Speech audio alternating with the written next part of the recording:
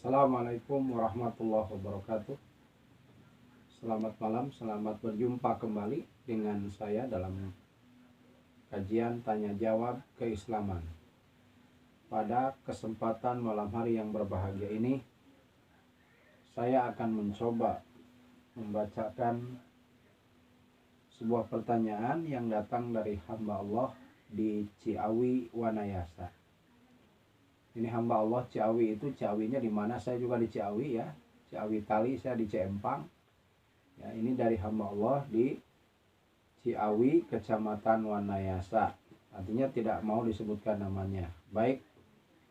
Pertanyaannya, Assalamualaikum Pak Ustadz Wawan. Kok kenal nama saya ya? Padahal kita belum pernah ketemu ya Pak Ustadz.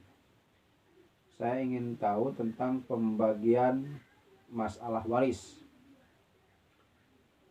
Dan juga saya ingin tahu bagaimana cara hibah yang benar menurut ketentuan Allah dan Rasulnya. Dan yang ketiga, tolong terangkan tentang apa yang dinamakan kalalah.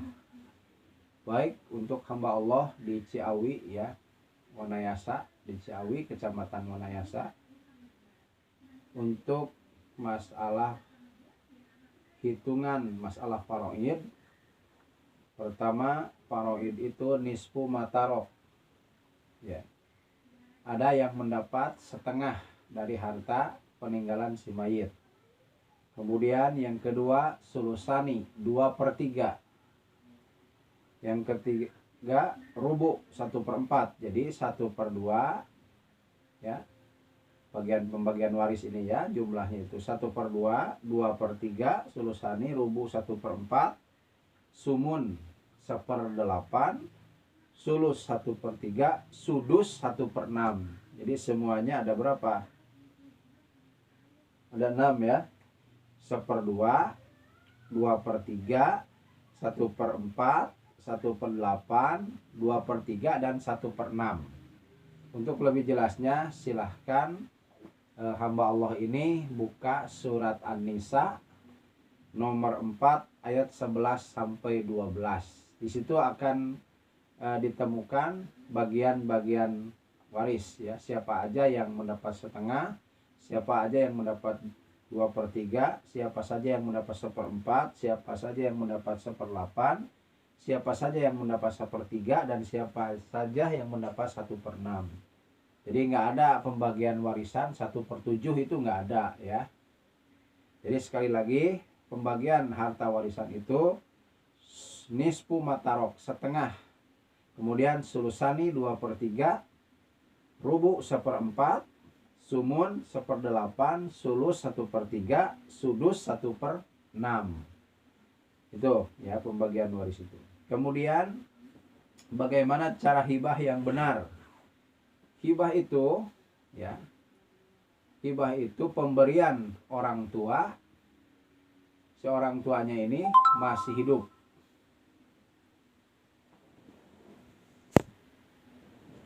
Ya, hibah itu adalah pemberian orang tua dikala masih hidup.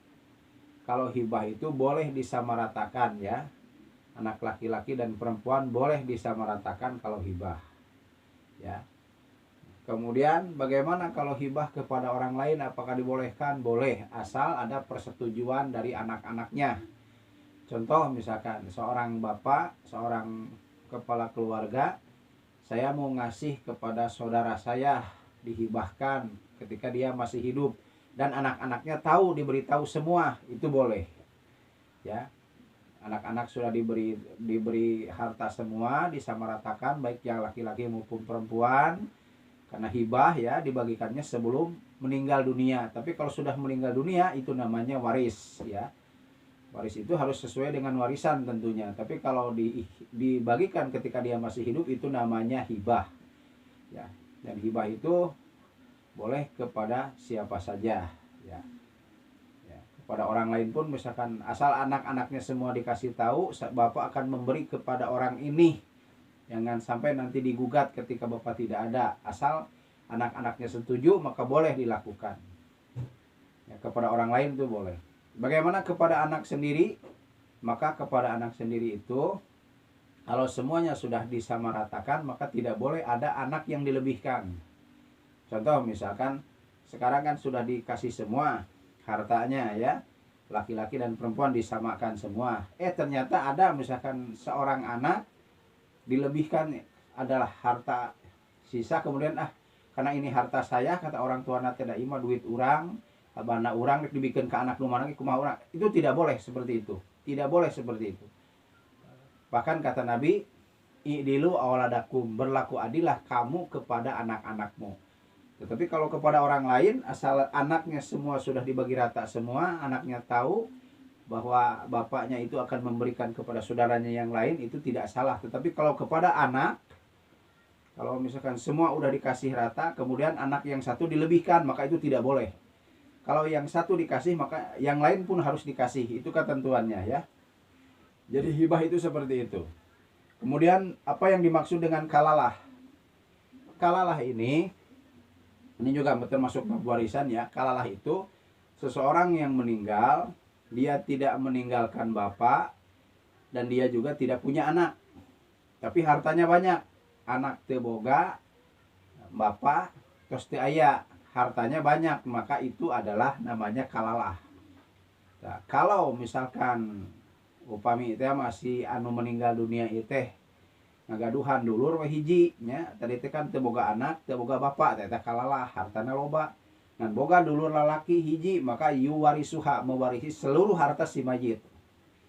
Kumaha lamun misalkan boga punya saudara dua, laki-laki satu, perempuan satu, maka satu bagian saudara laki-laki sama dengan dua bagian saudara perempuan. Kenapa? Karena laki-laki nantinya akan punya istri ya, sementara saudara perempuan nanti punya suami, sama hitung-hitungnya jadi 3 juga ya. Bagaimana misalkan kalau misalkan si yang meninggal ini tidak punya anak, tidak punya bapak karena udah meninggal bapaknya ya, hartanya banyak, punya saudara perempuan 2, maka yang saudara perempuan 2 ini masing-masing dari saudara perempuan tadi sulusani mendapat 2/3 ya. Bagaimana kalau misalkan saudaranya perempuan itu ternyata hanya satu saudara perempuan itu, maka saudara perempuan ini mendapat nisfu matarok, setengah dari harta si mayit. Setengahnya lagi kemana? Ke Baitul Mal ya. Begitu. Jadi silahkan untuk lebih jelasnya buka surat An-Nisa ayat terakhir. Yastabtinu ka'anil kalalah ya. Mereka bertanya kepada Muhammad tentang kalalah. Katakanlah bahwa kalalah itu seorang yang meninggal, dia tidak punya anak, tidak meninggalkan bapak, tetapi dia punya harta banyak. Artinya dia meninggalkan seorang saudara laki-laki satu, maka yuwarisuha, ya laki-laki itu mewarisi semua harta si mayit. Kalau meninggalkan perempuan 2, maka yang 2 perempuan ini, saudaranya ini mendapat masing-masing sulusani 2/3, yang satu 2/3, yang satu 2/3, kalau 2 saudara perempuannya. Bagaimana kalau misalkan meninggalkan satu laki-laki, saudara laki-laki, satu saudara perempuan, maka satu bagian saudara laki-laki sama dengan 2 bagian saudara perempuan. Bagaimana kalau seorang yang kalalah tadi tidak punya anak, tidak punya ayah, sudah meninggal, maka mendapat, tapi mempunyai saudara perempuan 1, maka yang saudara perempuan ini mendapatkan setengah dari harta si mayit. Setengahnya lagi kemana? Ke Baitul Mal, yakni kepada kepentingan agama, entah ke masjid atau kemana ya, silahkan untuk atau membangun pondok pesantren untuk bekal dia di akhirat. Itu saja jawaban dari saya. Mudah-mudahan Bapak atau hamba Allah yang di Ciawi ini puas ya atas jawaban saya dan merujuk langsung kepada Al-Quran surat An-Nisa untuk warisan nomor 4 ayat 11-12 dan untuk kalalah surat An-Nisa ayat terakhir. Terima kasih. Assalamualaikum warahmatullahi wabarakatuh.